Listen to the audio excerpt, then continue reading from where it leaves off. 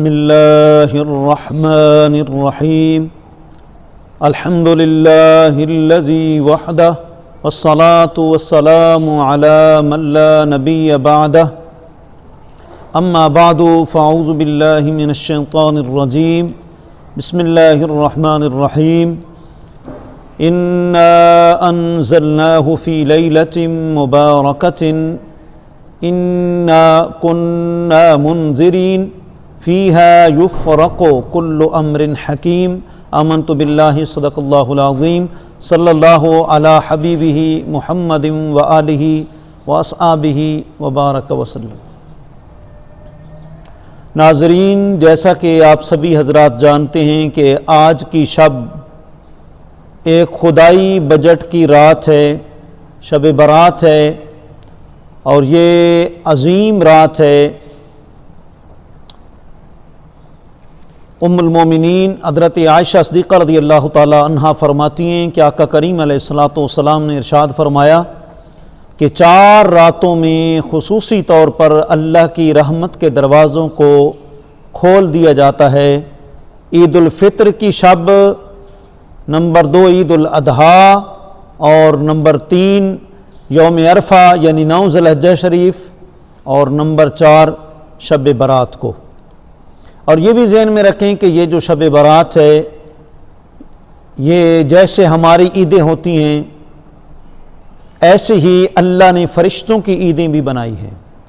ہماری دن کو عیدیں ہوتی ہیں، عید الفطر اور عید الاضحیٰ، اور ملائکہ کی رات کو اللہ نے 2 عیدیں رکھی ہیں، ایک شب برات کی رات اور ایک شب قدر۔ ہماری دن کو کیوں، ان کی رات کو کیوں؟ وجہ یہ ہے کہ ہم غافل لوگ ہیں، رات کو سو جاتے ہیں۔ اللہ کے رات مناجات الہی کے لیے ہوتی ہے، ہم سارا حصہ ہی سونے میں گزار دیتے ہیں، اور ملائکہ وہ اللہ کی دن رات تسبیح و تعلیل کرتے رہتے ہیں۔ اللہ نے اس لیے ان کی رات کو جو ہیں وہ عیدیں رکھی ہیں۔ تو شب برات جو ہے، امام المحدثین حضرت شیخ عبدالحق محدث دہلوی رحمۃ اللہ تعالی علیہ ما ثبت بالسنہ کے اندر فرماتے ہیں کہ یہ اتنی عظیم رات ہے، اگر دنیا کے پورے پہاڑوں کا وزن کر لیا جائے اور دنیا کے جتنے درخت ہیں ان کے پتوں کا حساب لگا لیا جائے، تو آپ فرماتے ہیں کہ جو آسمان کے ستارے ہیں ان کا حساب لگا دیا جائے تو یہ اتنی عظیم رات ہے، اتنی عظیم رات ہے، اس کا مقام اللہ کی بارگاہ میں پھر بھی سب سے زیادہ ہے۔ اور آقا کریم علیہ الصلوۃ فرماتے ہیں کہ اس شب جبریل امین آئے اور انہوں نے مجھے کہا کہ محبوب آپ کی امت کے لیے اس رات اللہ کریم بہت لوگوں کی بخشش فرماتا ہے، یہاں تک کہ قبیلہ بنو کلب کی بکریوں کے بالوں کے برابر آپ کی امت کے لوگوں کی بخشش ہوتی ہے۔ کوئی ایک بکری کے بال کا اندازہ نہیں لگا سکتا، تو قبیلہ بنو کلب کی بکریاں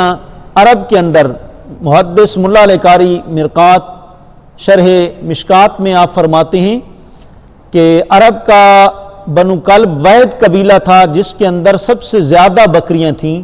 جب ان کی بکریوں کا اندازہ نہیں لگایا جا سکتا تو بالوں کا کیسے اندازہ لگایا جا سکتا ہے؟ تو اس لیے یہ بہت عظیم رات ہے، اس کو شب برات کہتے ہیں۔ برات کا معنی ہوتا ہے بری ہونا کسی چیز سے۔ یہ میرے پاس کتاب ہے، تفسیر ہے روح البیان، علامہ اسماعیل عقی رحمۃ اللہ تعالی علیہ کی، مکتبہ رشیدیہ سرکی روڈ کوئٹہ سے چھپی ہوئی ہے۔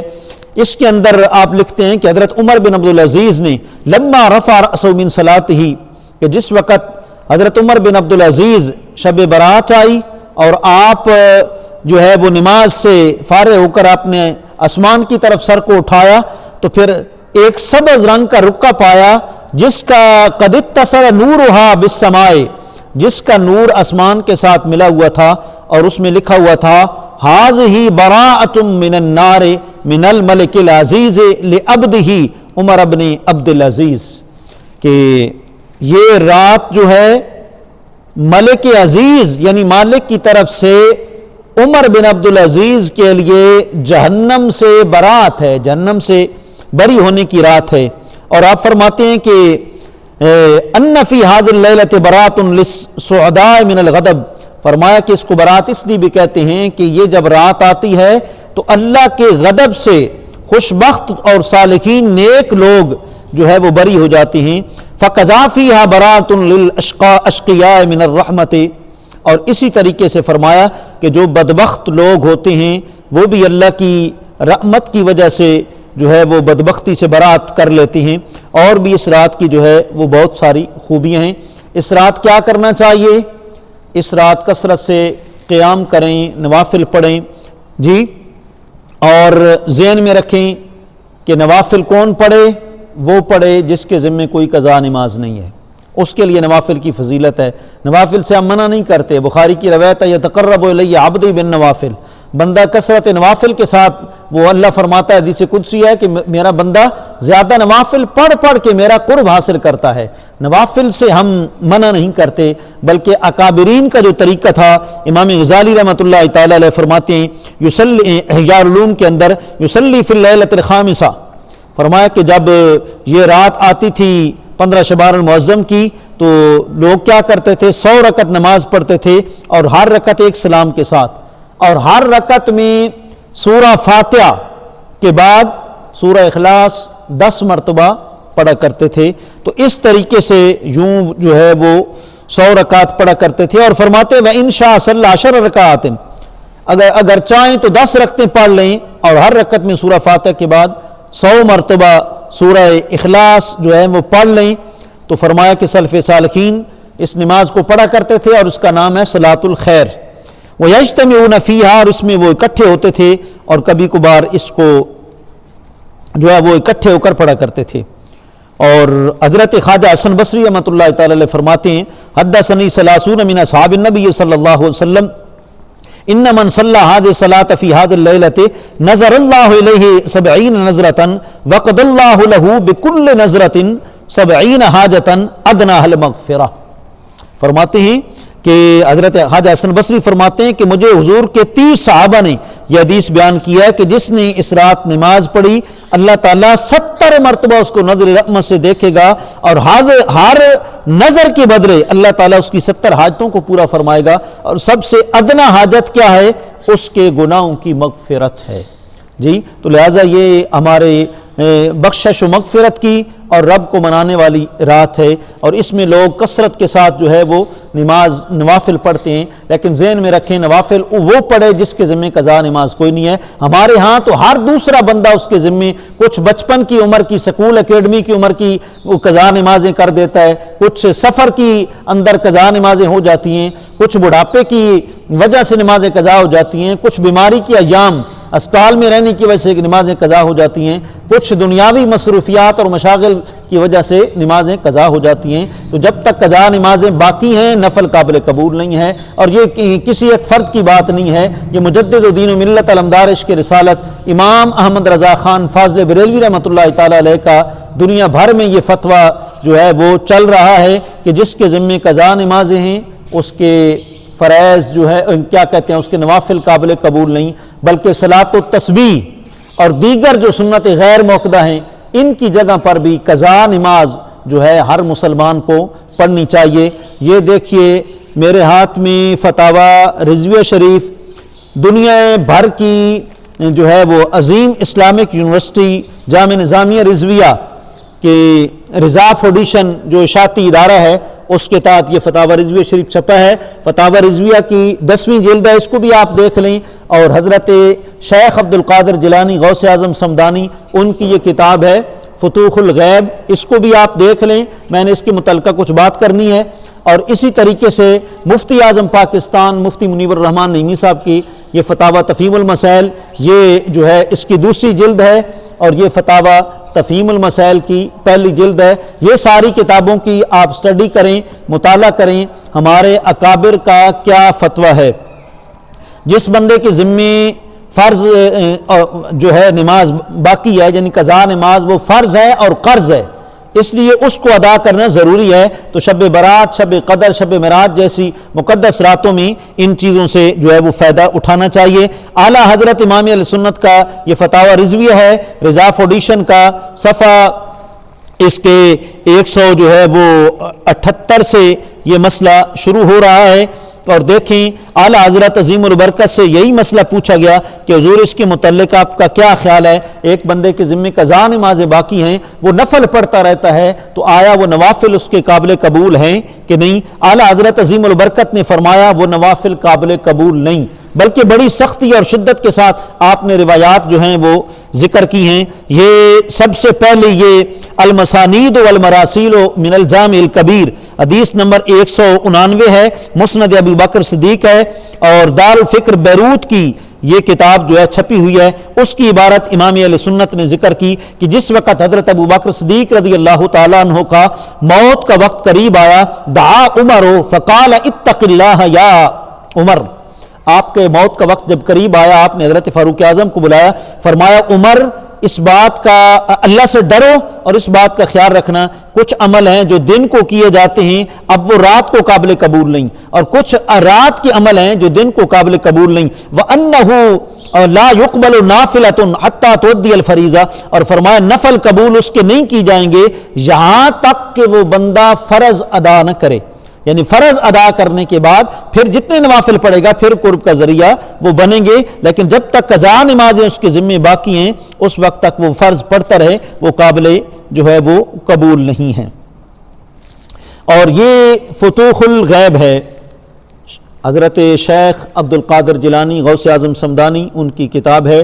یہ زاویہ پبلیشر سے چھپی ہوئی ہے، اور اس کا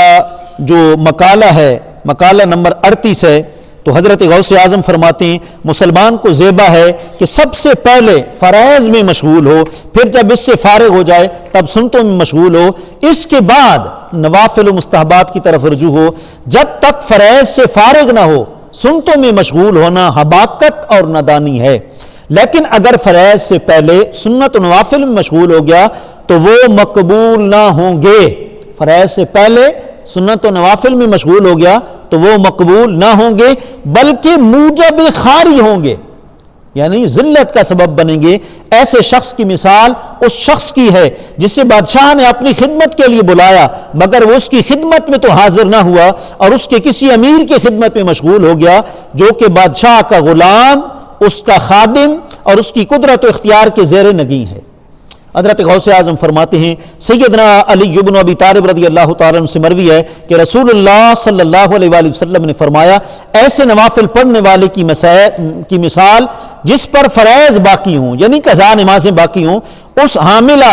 حامل عورت کی ہے جو حامل رہے جب اس کا نفاس یعنی بچے کے پیدا ہونے کا وقت آئے تو وہ حمل کو گرا دے، تو اب وہ حمل والی ہے اور نہ وہ بچے والی ہے۔ اسی طرح ایسے نمازی سے اللہ تعالیٰ نوافل کو قبول نہیں فرماتا جب تک کہ فرائض کو ادا نہ کرے۔ اور دوسری مثال حضرت غوث اعظم ذکر کرتے ہیں، آپ فرماتے ہیں ایسے نمازی کی مثال جو نفل پڑھتا رہتا ہے لیکن قضا نمازیں اس کے ذمہ باقی ہیں، اس تاجر کی ہے جسے تجارت میں نفع حاصل نہیں ہوتا، صرف اصل سرمایہ لے لیتا ہے۔ اسی طرح صرف نوافل کے پڑھنے والے سے نوافل کو قبول نہیں فرماتا جب تک فرائض کو ادا نہ کرے۔ اور آپ فرماتے ہیں یہی حال اس شخص کا ہے جو سنتوں کو ترک کر کے نوافل میں مشغول ہو جن کی ترتیب فرضوں کے ساتھ نہیں ہے، ان نوافل کی تصریح شریعت سے نہیں ہے اور نہ ان پر تاکیدی حکم ہے۔ پس فرائض میں سے یہ ہے کہ حرام اور اللہ کے ساتھ جو ہے وہ شرک کرنے سے باز رہے۔ تو یہ حضرت غوث اعظم کا جو ہے وہ فتویٰ ہے، اور یہ قبلہ مفتی اعظم پاکستان قبلہ مفتی منیب الرحمن صاحب نعیمی دامت برکاتہم العالیہ رویت حلال کمیٹی کے چیئرمین ہیں، اور یہ فتویٰ آپ کا جو ہے وہ تفہیم المسائل میں جو ہے وہ جاری ہو چکا ہے، اور بار بار آپ نے اس فتوے کو ذکر بھی کیا، اور اب دنیا بھر کے مسلمانوں کو جو ہے صحیح مسئلہ قبلہ مفتی صاحب نے جو ہے وہ بیان فرمایا۔ اور تو کسی بندے نے پوچھا کہ حضور میری زندگی کی بہت ساری قضا نمازیں ہیں تو کیا جو ہے اب میں نوافل پڑھوں تو کیسا ہے؟ تو آپ نے اس کے جواب میں لکھا کہ اگر کوئی نماز اپنے مقررہ وقت کے اندر نہیں پڑھی جا سکی تو اسے قضا کہتے ہیں، اور ایسی نمازوں کا حساب رکھنا اور ان کا بطور قضا پڑھنا فرض ہے، اور اگر ایسی قضا نمازیں بدقسمتی اتنی زیادہ ہو جائیں ان کو باقاعدہ وقت کے تعیین کے ساتھ دن اور رات کی بھی تعیین کے ساتھ پڑھنا مشکل ہو گیا ہے، یعنی نمازوں کی اوقات، تعداد، ایام اور تواریخ کا حساب رکھنا دشوار ہو گیا ہے، تو اسے عرف عام میں قضاء عمری کہتے ہیں۔ اور اس کا بھی آگے پھر آپ نے جو ہے وہ طریقہ ذکر کیا۔ ذہن میں رکھیں کہ باقی گناہوں کی بندہ توبہ کرتا ہے تو معاف ہو جاتے ہیں، لیکن فتاوی شامی کے اندر ہے قضا نمازیں ایسی ہیں توبہ سے بھی معاف نہیں ہوگی، جب تک بندہ بالفعل ان کو ادا نہیں کرے گا اس وقت تک یہ توبہ کرنے سے معاف نہیں ہوگی۔ بلکہ فتاوی امینیہ میں لکھا ہے کہ حج جب بندہ کرتا ہے تو اب بھی جب تک قضا نمازیں ادا نہ کرے وہ معاف نہیں ہوتی۔ البتہ حج کا اتنا جو ہے ضرور اس کو فائدہ ہوگا کہ جتنی ادائیگی میں تاخیر ہوئی ہے اللہ کریم اپنے فضل سے اس جو ہے وہ تاخیر کو معاف فرما دے گا، اس تاخیر کو معاف فرما دے گا۔ اور اعلیٰ حضرت امام اہل سنت عظیم البرکت نور اللہ مرقدہ مزید آپ آگے فرماتے ہیں کہ حضرت شیخ الشیوخ امام شہاب الملت والدین سروردی قدس سرہ العزیز اوارث شریف کے باب الثامن والثلاثین میں حضرت خواص رضی اللہ عنہ سے نقل فرماتے ہیں کہ ہمیں خبر پہنچی ہے کہ اللہ عز و جل کوئی نفل قبول نہیں فرماتا یہاں تک کہ فرض ادا کیا جائے۔ اللہ تعالیٰ ایسے لوگوں سے فرماتا ہے کہاوت تمہاری جو ہے وہ بد بندے کی مانت ہے، برے بندے کی طرح ہے جو قضا ادا کرنے سے پہلے تحفے پیش کرے، یعنی جو ہے قرض ادا کرنے سے پہلے تحفے پیش کرے۔ ایک بندے کے ذمہ قرض باقی ہے، وہ قرض تو ادا نہیں کرتا لیکن وہ گفٹ آگے بانٹتا ہے، تحفے تحف بانٹتا ہے، تو اسے پہلے قرض ادا کرنا چاہیے۔ اور خود حدیث شریف میں ہے حضور پر نور شافع یوم النشور صلی اللہ علیہ وآلہ وسلم نے ارشاد فرمایا 4 چیزیں اللہ تعالیٰ نے اسلام میں فرض کی ہیں، جو ان میں سے 3 ادا کرے وہ اسے کچھ کام نہ دے جب تک پوری 4 نہ بجا لائے، نماز، روزہ، نمبر 3 روزہ رمضان، نمبر 4 حج کعبہ۔ تو لہٰذا یہ اعلیٰ حضرت عظیم البرکت کا جو ہے وہ فتویٰ ہے۔ عقل کا بھی تقاضا یہی ہے کہ الاہم فالاہم، پہلے قضا نماز ضروری ہے اس کو بندہ ادا کرے، اب قضا پھر اس کے بعد جو ہے وقت بچ جائے تو نوافل پڑھے، شب برات کی پوری رات صلاۃ الخیر پڑھے، 100 رکعتیں پڑھے، ہر رکعت میں سورہ فاتحہ کے بعد جو ہے آگے سورہ اخلاص 10 مرتبہ پڑھے، تو یہ بہت برکت کا باعث ہے۔ اللہ کریم آپ کو ہم سب کو صحیح مسئلہ سن کر، یعنی جس کے ذمہ قضا نمازیں باقی ہوں وہ شب برات کے نفل ہوں، صلاۃ التسبیح ہوں، شب قدر کے نوافل ہوں، شب معراج کے نوافل ہوں وغیرہ وغیرہ، ان کو ان کے بجائے قضا نمازیں پڑھنی چاہیے، بلکہ سنت غیر موقع کی جگہ پر بھی اور روزمرہ کے نوافل کی جگہ پر بھی وہ قضا نمازیں پڑھے، کیونکہ قضا قرض ہے، فرض ہے۔ آقا علیہ السلام کی 4 نمازیں خندق کے موقع پر قضا ہو گئی تو آقا علیہ السلام نے بالترتیب ان کو پڑھا، اگر 5 سے کم ہیں تو ترتیب ضروری ہے، آپ نے پہلے ظہر پڑھی، پھر عصر، پھر مغرب، پھر عشاء، اور صحابہ کو فرمایا سلو کما رأیتمونی اصلی، تم یوں نماز پڑھو جیسے تم نے مجھے نماز پڑھتے ہوئے دیکھا ہے۔ تو محترم یہ مساجد میں اور علمی مراکز میں بہت مسئلہ غلط مشہور ہو چکا ہے، اس کو صحیح کرنا سب کا جو ہے کام ہے، اس کو صحیح کریں۔ آج شب برات ہے، آج کی رات فرض قرض اتارنے کی رات ہے، فیصلے کی رات ہے، خدائی بجٹ کی رات ہے۔ اللہ کریم آپ کو ہم سب کو بابرکت گھڑیوں میں سے گزارنے کی توفیق عطا فرمائے۔ وآخر دعوانا ان الحمد للہ رب العالمین۔